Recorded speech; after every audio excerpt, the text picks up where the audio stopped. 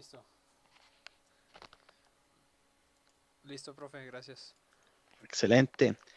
Decía yo que la idea es que empecemos a hablar hoy de I cuadrada C, que era el único de los periféricos que nos hace falta por revisar en el QG8. Y bueno, pues, ¿qué es I cuadrada C?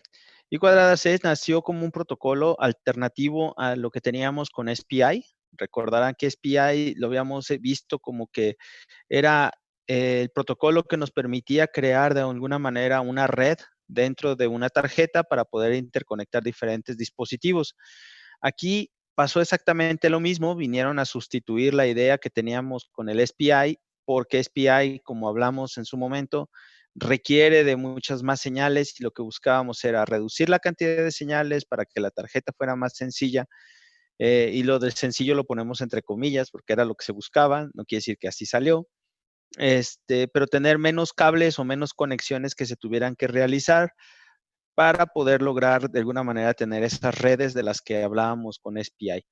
Y entonces quien lo inventa en realidad fue Philips y NXP, que bueno, en su momento Freescale o el UG8 pues no eran parte de NXP, ahorita sí, y ya podríamos decir que nosotros lo inventamos, pero pues en realidad era como que NXP fue el que lo sacó en los 80s, inclusive es el que tiene el portafolio más grande de componentes y cuadradas C que se tienen disponibles que no sean micros, o sea, hablamos de sensores, hablamos de memorias, hablamos de inclusive convertidores analógicos digitales, digitales analógicos, o sea, toda una serie de componentes alrededor con I cuadrada C, porque lo que se buscaba es que todos estos componentes pudieran estar en una tarjeta y que la interconexión hacia el microprocesador o el CPU que pueda tener un proyecto, una cosa de estas, estuviera todo alrededor del I cuadrada C.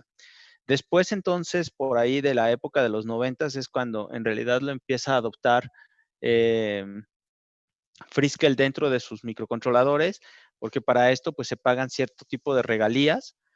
Y entonces en los 90 es cuando nosotros lo empezamos a utilizar, ya lo podemos manejar dentro de los micros. Uno de los primeros que tuvo I cuadrada C fue el QG8 y por eso vamos a ver cuando lleguemos a esa parte de hardware que en realidad está súper implementado de una manera muy complicada. Ya conforme se ha ido avanzando en tener el I cuadrada C, digamos, más cercano a nosotros, los módulos más nuevos son mucho mejores. Pero que era del primero de los módulos de I cuadrada C, la verdad es que va a estar complicado en utilizarlo.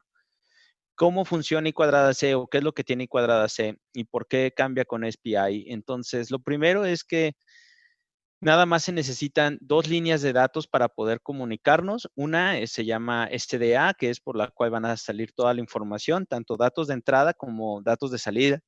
O sea, los dos tipos de datos van a salir por SDA. Y el otro es SSL, que sería igual que en SPI, el clock que nos va a permitir hacer la sincronización. Entonces, este protocolo o I cuadrada C sería un protocolo síncrono, porque todo está alrededor de la señal de reloj. Pero, sin embargo, a diferencia de SPI, donde todo se leía con bits, en el que teníamos que tener exactamente dónde había un bit o dónde estaba el bit. Aquí también nos va a interesar no solamente los bits, sino las transiciones que tienen las señales de los bits, porque como el misma línea se utiliza para entrada como para salida, la del SDA, se necesita de alguna manera poder llevar a cabo esa sincronización. En el caso del baud rate o la velocidad de transmisión, se genera a través otra vez del equipo maestro. El equipo maestro es el que encargado de generar el baud rate, pero las velocidades de transmisión son estándares. No es igual que en SPI que podías poner cualquier velocidad que tú quisieras, sino que se buscó, se generó inclusive hay una I2C ORG, donde todas las empresas que quisieran utilizar el protocolo tenían que basarse en el requerimiento de cuáles eran las frecuencias que estuvieran, esto con el afán de que hubiera mayor compatibilidad entre los diferentes componentes. De ahí que entonces los baud rate que existen son estándares y las velocidades son fijas, no son variables. Igual que en SPI, también tenemos el esquema de maestro y esclavo, y igual que en SPI, existe ya una versión un poco más moderna en la que se puede tener un escenario donde se tengan varios equipos maestro, además de varios equipos esclavo, y a eso le llamamos multimaster. Eh, el problema es que ya cuando tenemos un protocolo de I cuadrada C multimaster, entramos ahora a un problema que lo mismo nos pasó con SPI, que es el de tener detección de colisiones y que pueda haber arbitration o que pueda haber un 1 cuando llega un 0 y entonces en el mismo bus y pudiéramos tener el que necesitamos un árbitro para poder decidir entonces entre los dos maestros quién va a ir primero y quién va a ir después. Eso también pasaba en SPI, ¿no? Entonces, si se fijan, la relación con SPI es cercana, más sin embargo, lo del tener menos líneas de datos y que ahorita vamos a ver cómo se maneja esa línea de datos, es lo que realmente lo hizo diferente. Hasta la fecha, I cuadrada C se ha vuelto un referente para hacer conexiones, sobre todo en procesadores grandes, no tanto en los chicos, sino en los grandes, porque en los grandes el poder utilizar una pantalla, el tener que utilizar circuitos que son complejos, digámoslo así, y tener que pegarlos hacia el procesador con muchos hilos no es algo factible y aquí es donde entra I cuadrada C como una solución.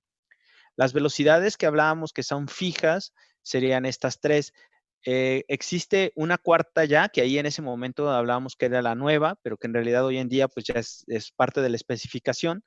Y estamos hablando de que son 100 kilohertz, 400 kilohertz, 3.4 megahertz y la que se inventó después, y por eso nunca le he quitado eso al slide y lo dejo ahí, es porque la que llegó después fue la de 1 megahertz, increíblemente sabiendo que ya teníamos la de alta velocidad, que es la de 3.4 megahertz. Y en general, el 90% de los componentes de I cuadrada C en realidad no utilizan fast mode, o sea, utilizan la de 400 kilohertz. Solamente los muy viejitos están en 100K y solamente los muy modernos utilizan 3.4 MHz. Han empezado a ver nuevos dispositivos que hacen otras compañías y que han buscado tener un desempeño mejor que el de 400 kHz, pero sin llegar a tener el problema de las velocidades altas de los 3.4 MHz y por eso se introdujo la de 1 mega como Fast Mode Plus. Eh, Fast Mode Plus entonces es la que, digamos, ahorita está más en auge, es la que empiezan a salir más componentes alrededor de Fast Mode Plus por la velocidad que llega a manejar, pero que sin embargo para microcontroladores, la de 400 kHz sigue siendo la que refifa y para los procesadores, pues la de 3.4 MHz es la que todo el mundo quiere utilizar. Entonces, digamos que es más bien conforme ha ido aumentando la tecnología de los procesadores a 32 bits con velocidades más grandes, pero sin llegar a necesitar 3.4 megas, es que la de 1 mega se ha aprovechado del mercado. ¿Hasta aquí alguna pregunta? Todo bien. Vientos. Entonces, en el caso del I cuadrada C, la forma en que se conecta y la forma en que trabaja sería la siguiente. Como se pueden dar cuenta, tenemos un equipo maestro que normalmente va a ser el microcontrolador o el microprocesador, el CPU, y ese va a tener sus señales de SDA y SCL. La conexión hacia los diferentes componentes es SDA con SDA, SCL con SCL. Y si se fijan, se puede montar un bus que ahora tiene SDA, que va conectado hacia todos los diferentes componentes, y el otro bus es el que va por SSL hacia todos los demás componentes. Como hablamos, el equipo maestro es el encargado de generar la señal de reloj y es el que empieza las comunicaciones, y por lo tanto, entonces el equipo maestro sigue siendo el que hace el tono, el que habla, el que empieza la comunicación, ¿no? El que da el tono de marcado.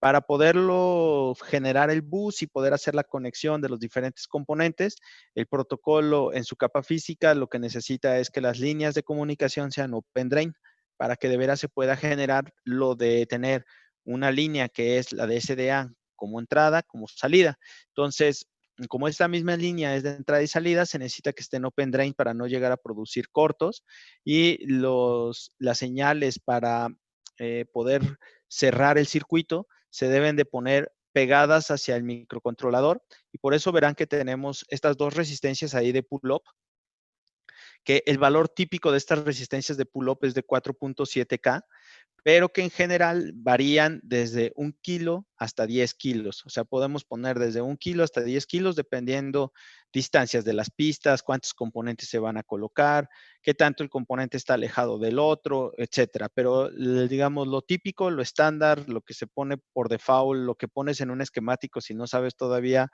cómo va a estar el ruteo, sería 4.7K y ya después elige si se disminuye o si se aumenta, dependiendo si lo que vas a buscar es ahorrar energía o lo que vas a buscar es que llegue porque la señal está demasiado lejana. Entonces, siempre nada más va un par de resistencias, o sea, siempre van las resistencias pegadas al equipo maestro y como se podrán dar cuenta, ninguno de los esclavos o ninguno de los componentes tiene resistencias además, porque el bus se cierra a través de ellas. Si se llegara a poner más resistencias a través del bus, lo único que va a pasar es que el protocolo no va a funcionar. Entonces, siempre va un par y hay que estar siempre al pendiente de que esté del lado del maestro. Algo que en la actualidad es un problema porque con los, por ejemplo, los shields de Arduino saben ponerle las resistencias a los equipos, a estos componentes y no ponérselas al MCU y a veces por la forma en la que está el shield, la distancia que cubre, el cómo sube y bajan las señales, no alcanzan a llegar y fallan. Entonces, la recomendación siempre es pegado hacia el controlador, lo más cercano que se pueda, y ahí deben ir las resistencias. El otro problemita que tiene la configuración de OpenDrain es que las señales que van aquí de SDA y de SSL tienen que salir eh, ahora sí que pegadas, juntas. Si van a pasar por vías, tienen que pasar por vías juntas. Si van a pasar por pistas, van a ser del mismo grosor. Si van a dar vuelta, dan vuelta al mismo tiempo. No pueden irse una para la izquierda y otra para la derecha. Siempre tienen que ir parejitas como hermanitas y formar así como se ve aquí, ¿no? Un bus perfecto entre ellas para que la distancia entre las pistas sea conocida y todo sea manipulable entonces a través de las resistencias. Si las distancias de estas dos llegaran a tener diferencias, entonces vamos a tener problemas de cuándo sube una señal y cuándo baja una señal. Y decía yo, el protocolo, una de las cosas que se basa es en cuándo hace transiciones. Y si las transiciones no las haces en el tiempo que ocupas, el protocolo deja de funcionar. Entonces, OpenDrain lo que permite entonces llegar a tener es dar esto que son los 400 picofaradios, que es lo que permite el protocolo en su capa física entre las líneas de SDA, SSL y tierra. Y esto normalmente le conocemos como capacitancia de cable o wire capacitance, que normalmente, por ejemplo, cuando lo haces en un proto, es lo que da el proto por sí solo. O sea, esa sería la capacitancia que ya tiene por sí mismo el proto por tener las laminitas y la separación entre ellas. Entonces, lo que buscamos al hacer las pistas para un sistema de I cuadrada C, que es algo de lo más complicado que puede haber, es que siempre vayan juntas para que estos 400 picofaradios se mantengan y el niveles de voltaje sean iguales, no haya caídas de un poco más y un poco menos, porque ahorita que vamos a empezar a hablar de cómo funciona el protocolo, van a ver que en realidad no se detectan bit de inicios y bit de paros, pero tienen condiciones de inicio y condiciones de paro que se dan en base a las transiciones de bajada y de subida.